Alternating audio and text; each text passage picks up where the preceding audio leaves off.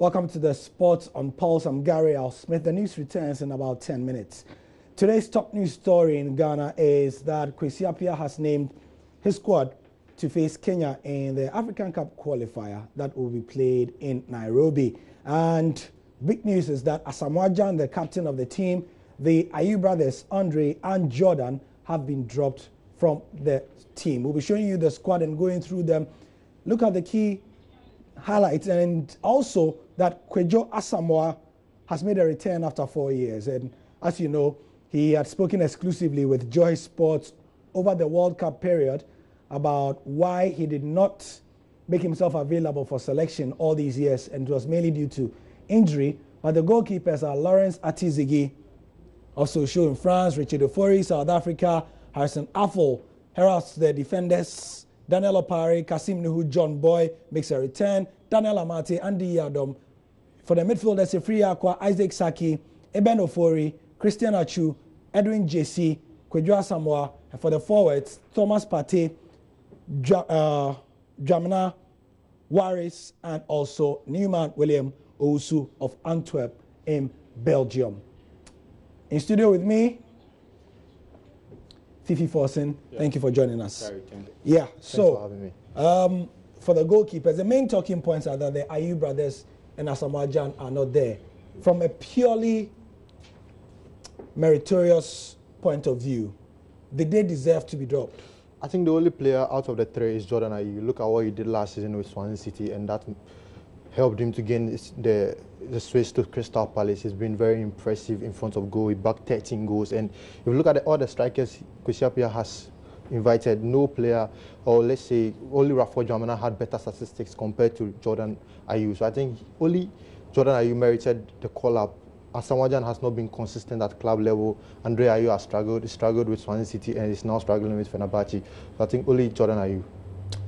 In terms of Kwesi Asamoah coming back, I mean, we've heard his reasons, and it's now coming to the fore because there's a squad that has been named. But the interviews have been around for almost 2 months now, where he explained that because he was injured, he did not want to aggravate the injury, and he wanted to be fully fit and ready to play his best, give 100% to the national team, which is why some still don't feel too satisfied with that kind of reasoning from the player. Oh no, you have to be satisfied, because if you look at Kwesi Asamoah, his history with injuries, he's always played. If you look at the last 5 seasons with Juventus, he's not played over 30 matches in a season. Yeah, sure. He's always struggling. He's on the bench. He comes in and plays, let's say, some 5 games on a row and goes back to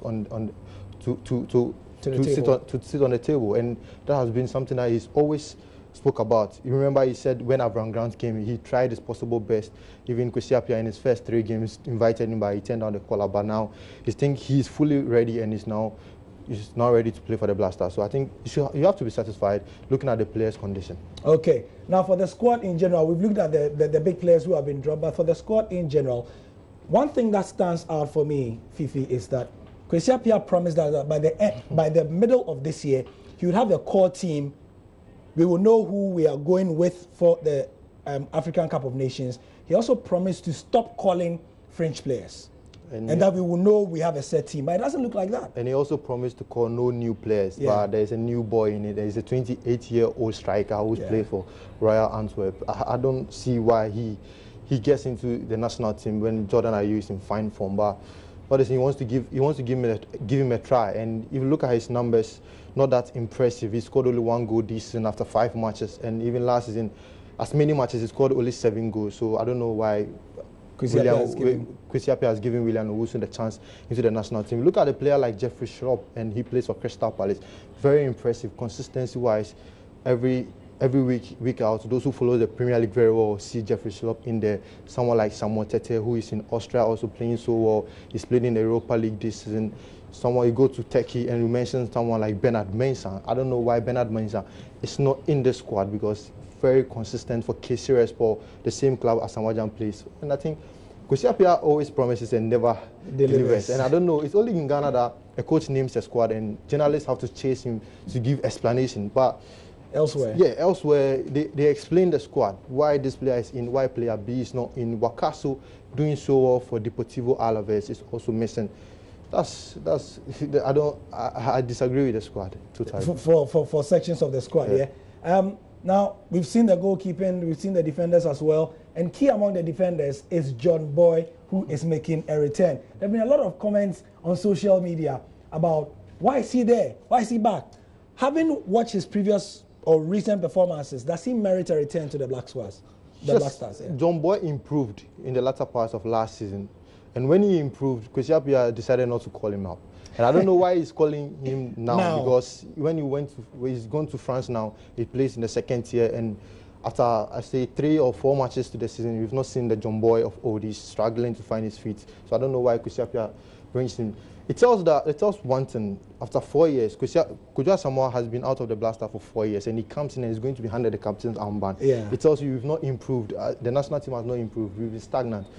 Nothing has really changed in the national team. Asamoah is confirmed to be going to be wearing the captain's armband. Of course, he's the senior player in the squad. Yeah, in the squad. There's no Asamoah, there's no Ayew. There's no. He's the senior player in the squad. So. And you know, I asked him in that interview whether he wanted to take the captain's armband, and he said, "Well, I mean, if the opportunity arose, and you know, he did say that there's a captain now, but if there's any chance that he can lead the national team, why not?"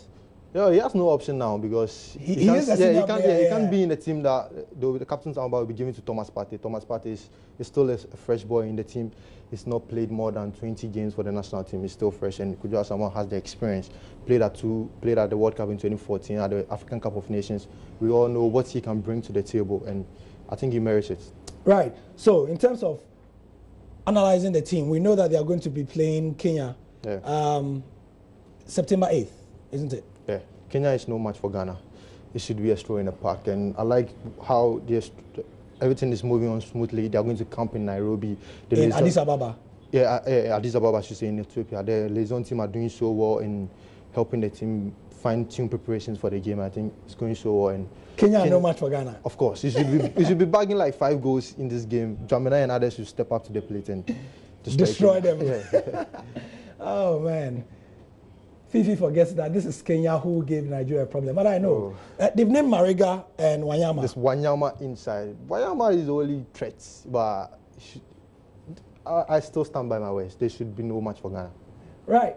Thank you, Fifi, for the analysis and for the deadpan statement on how Ghana must destroy Kenya. Gifty continues with the news, though. Right now, it's time to finish the sport. I'm Gary Smith.